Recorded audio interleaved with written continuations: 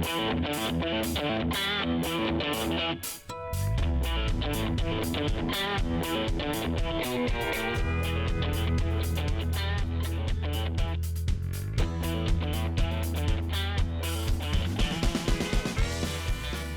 to Better Politics, where we prepare you for your next political conversation. I'm Jeronimo Cortina. And I'm Brandon Rottinghaus. We are political science professors here at the University of Houston.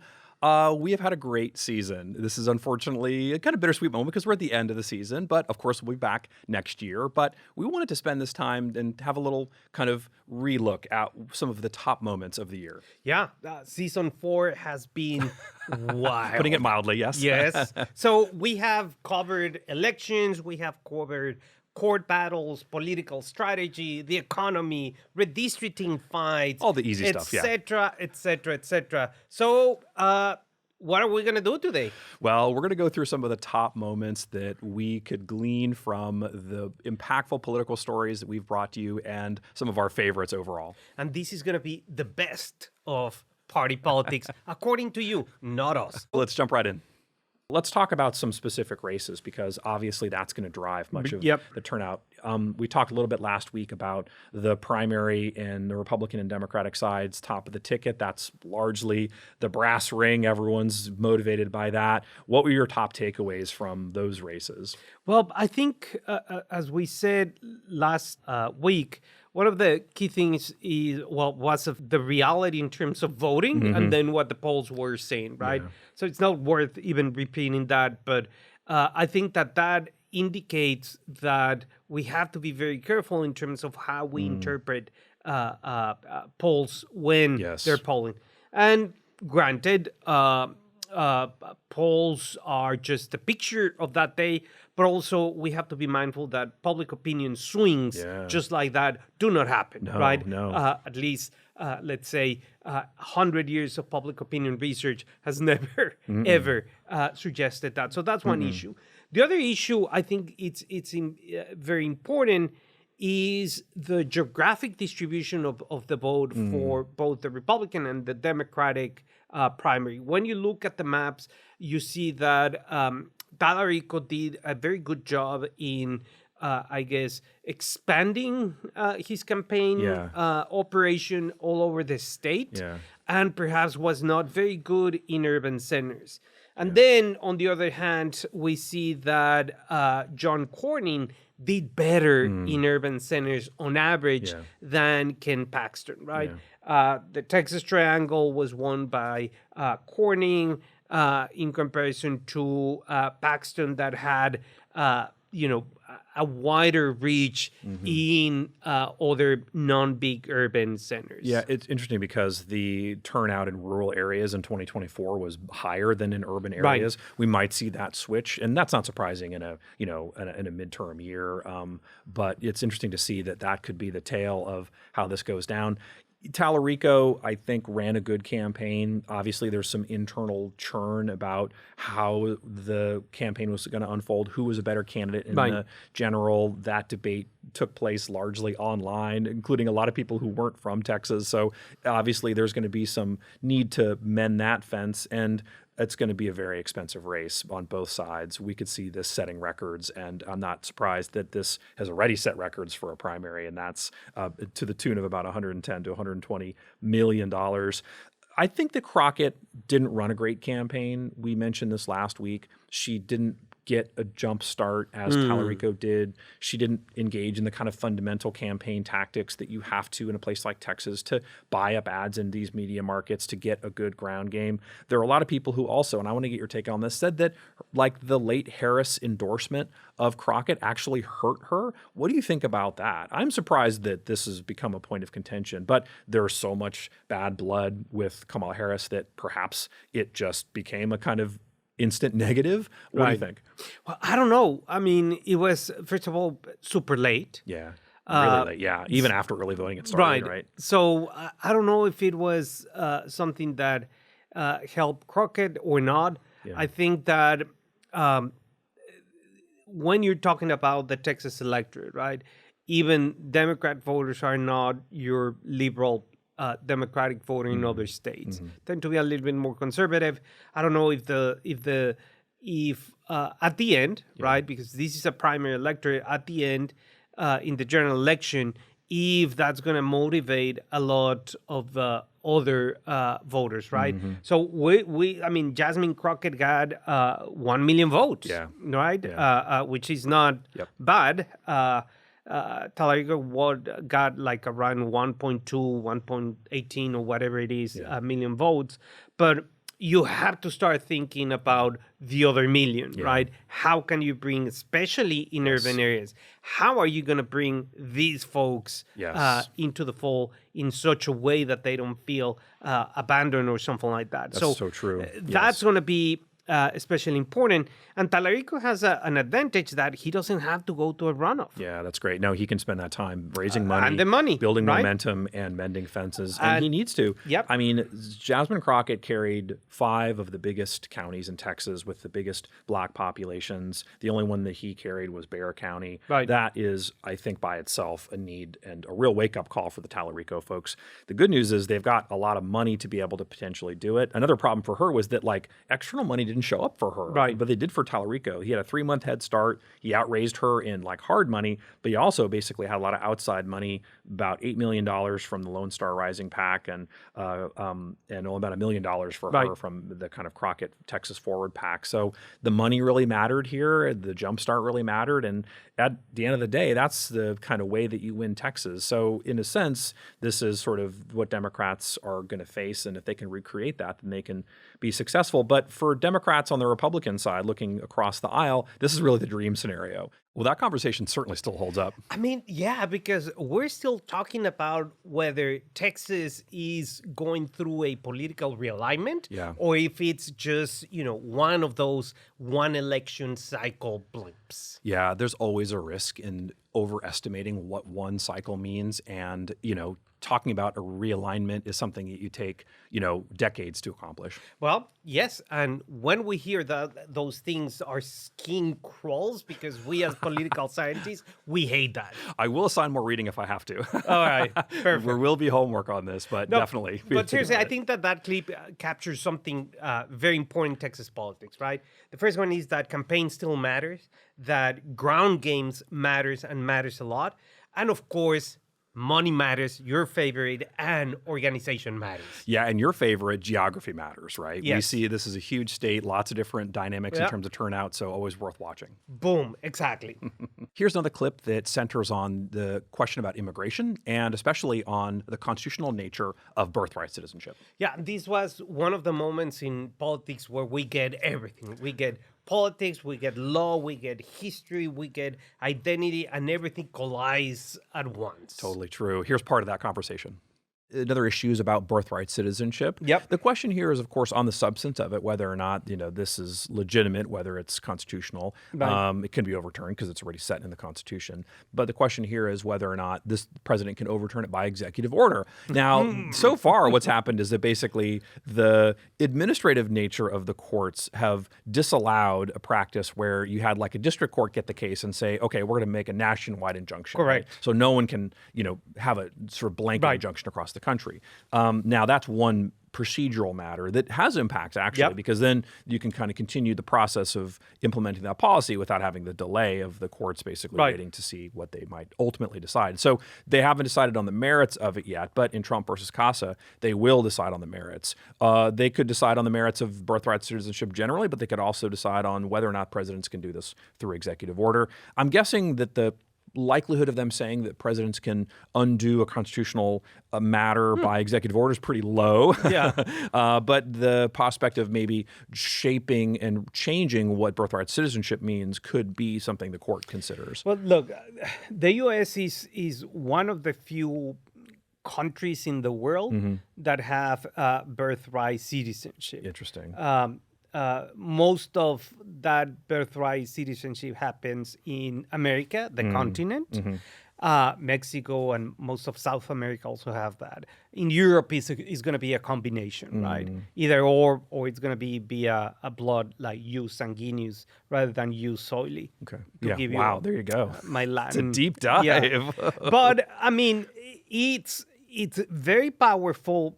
Especially here in the U.S. because of our foundational ethos and foundational myth in a good way, Yeah. right?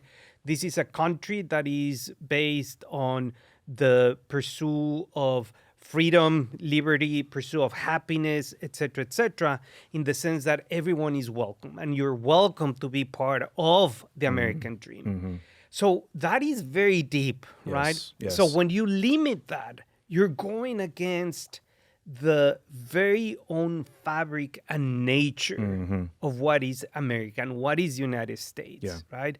So limiting our notion of what it means to be an American. That's a great point. Yeah, and there's no doubt that this is part of what the court's thinking about in this context. Once these conversations move into questions that are very important, right? They're about national identity, and also they become emotional very, very quickly. So true. It really is the core of kind of what defines the American identity. Yeah, and also I'm impressed that you got me to bring up my Latin in the middle of the show. Right. This may have been the most academic moment in party politics history. And so how people still watched after that. So you know what? Thank you for that. Well, speaking of political strategy, one of the biggest fights that we talked about this season was about redistricting and whether or not Republicans overplayed their hands. Oh, yeah. And this clip turned into one of the most talked about discussions online that we have seen. Another liability for the Republicans is what happened in Virginia this week. The Virginia legislature voted to re-engineer their maps, basically converting the total number of seats from being like a 6-5 Democratic majority to be a 10-1 Democratic majority. So Democrats have netted 4 seats in a redistricting battle that the Republicans basically started. So how is this the case that we've seen a kind of negative consequence to this whole redistricting effort that the White House wanted? Well, it's once again, if history serves us one way or the other, when Tom DeLay, the exterminator, Hot Tub Tom, exactly, did this in a mid-cycle redistricting, the consequences were disastrous, and we're seeing the same thing over and over. And in addition, if the economy was good, if gas prices were at $2 per gallon, so on and so forth, then I would say, yeah, Republicans are just gonna cruise over and win control of every single little seat. Yeah. But the problem is that context. The problem is this erratic domestic policy that doesn't solve the issues that President Trump did tell us during his campaign. And also there seems to be an important fragmentation within MAGA. We are seeing among all these people in the world, Carlson Tucker just saying, basically we made a mistake. Yeah, and regretting backing Trump. Wow, regretting backing Trump in such a way that it's like, wait, what? What happened? And then John Cornyn came out and said, hey, Ken Paxton, who has been endorsed by Tucker Carlson, like, what do you make of this, right? You're against Trump now? So, like, every part of the kind of MAGA enterprise is being, like, poured at the seams, you know?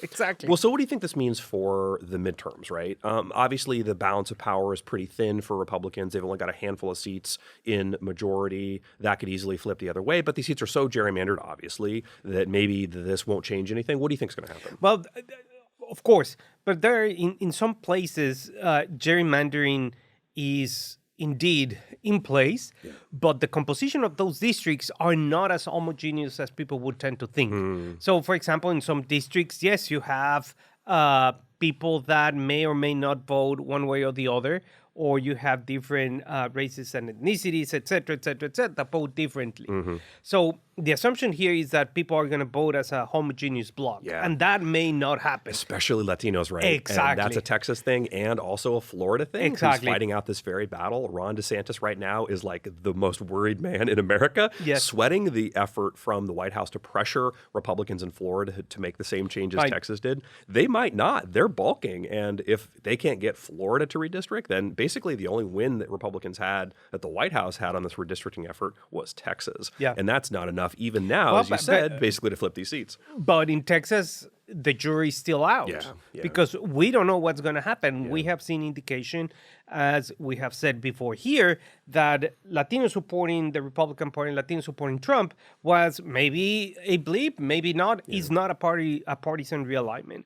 Partisan realignments take decades and years and many elections to come to life. And just one blip in one election, that's not it. What a mistake, right? I mean, it's so that they should have asked and or read something in political science to like tell them this, because this is sort of so obvious that they've blundered this and it's their own fault. I mean, if you look at the map here, right, like Utah, which is the most conservative state in the nation, Democrats actually gained a seat. And if you look at what happened in California, Democrats picked up seats there. The Republicans balked at making these changes in places like Kansas, in places like Indiana, right, where now, and now the White House has to spend a bunch of money to try to, kind of expunge those folks, which they might not get either. So it's just been like a money and time and like political capital that's not paid off at all. Well, but it's not paid off, and people take notice of these things, and that is what sometimes political strategies that are 11,000 feet away from the ground do not realize. These like Arlington, Virginia-based strategists who are like, that'll play. That'll play in the middle of Iowa. It's like, brother, you haven't been to Iowa, right? You haven't been to Texas. You don't understand how the electorate operates. So the issue here is that has consequences, because especially they went for the worst thing that could have happened, and is gas prices. It's not that you say, I don't know if my cereal is 2 cents or more. This is like you go in and it's going to be double of what you were paying. Yeah, totally. Those are still liabilities. I mean, I just bought a box of Kick cereal. Remember Kick cereal?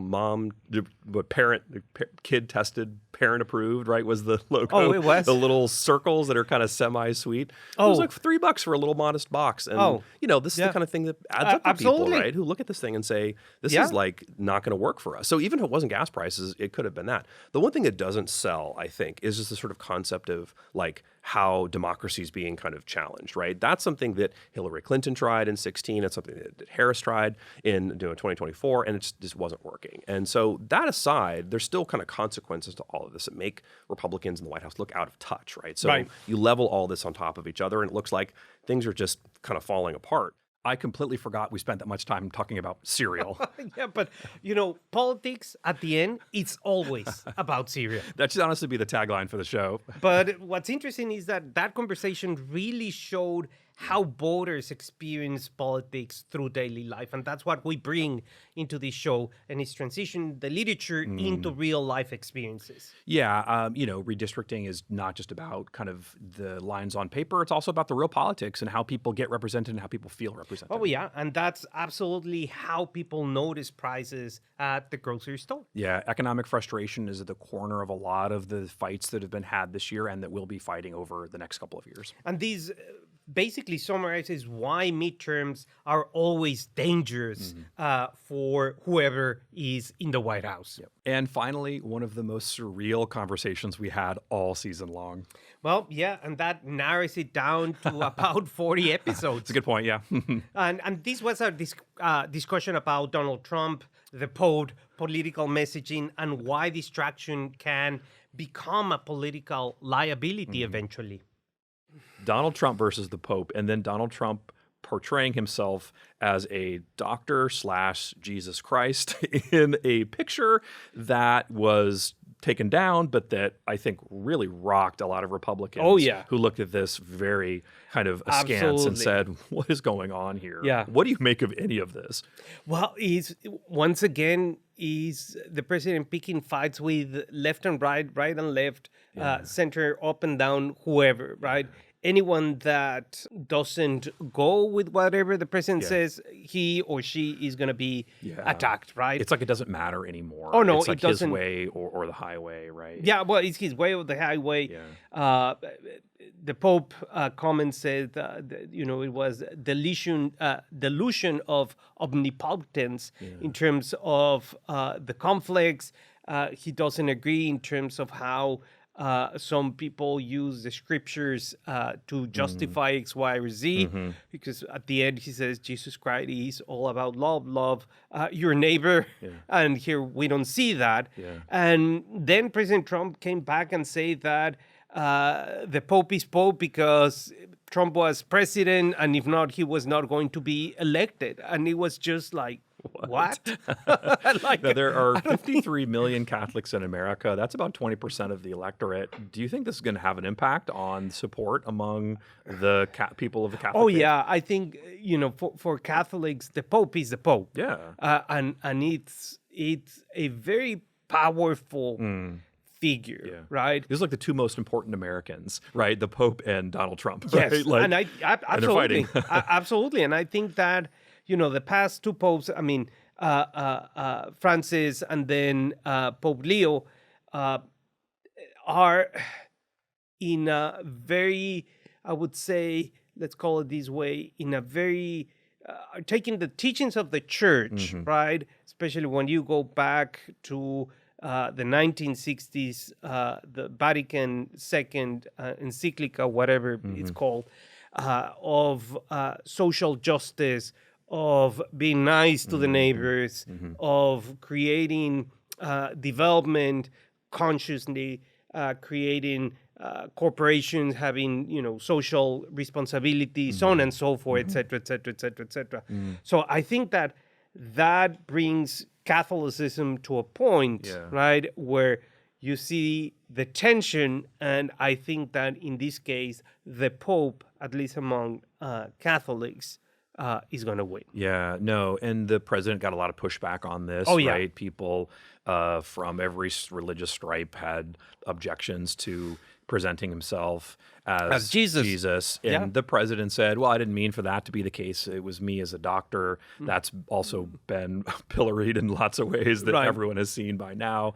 I think that thank you, Internet. Yeah, exactly. Yeah, and it's like, West Texas is losing water because AI and all these data farms are sucking up all of these resources so that we can make these bizarre memes that we're using ourselves in these odd situations. So I think that it obviously has ramifications politically.